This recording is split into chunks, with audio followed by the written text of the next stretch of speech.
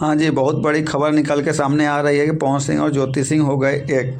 जैसे कि सामने के तस्वीरों में आपको नज़र आ रहा है कि पवन सिंह और ज्योति सिंह का तस्वीर बहुत ही तेज़ी से सोशल मीडिया पर वायरल हो रही है कि पवन सिंह और ज्योति सिंह एक साथ नज़र आ रहे हैं। इसकी पुष्टि के लिए ज्योति सिंह ने अपने फेसबुक अकाउंट पर भी 24 मिनट पहले का पोस्ट किया हुआ है, साथ का फ़ोटो। और यही सेम फ़ोटो का पोस्ट पवन सिंह के पत्रकार राजन सिंह मुकुट यूट्यूबर, अब किसी को नज़र ना लगे आप दोनों के जोड़े को, थोड़ा देर पहले पोस्ट किया गया है। ये भोजपुरी के लिए बहुत ही गर्व की बात है, बहुत ही अच्छी बात है। अब ये दोनों हमेशा साथ रहें ताकि बाकी लोग जो पवन सिंह को उंगली उठाते थे कि पवन सिंह लड़कीबाज है, धोखेबाज है, लड़की को यूज करते हैं, ये सब चीज़ ना हो। तब तक के लिए धन्यवाद।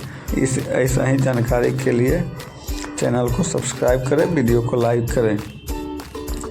भोजपुरी में बहुत बड़ा चीज़ है, बहुत पवन सिंह इसके लिए विवादों में रहते थे। बहुत ही बेस्ट ऑफ लक। बहुत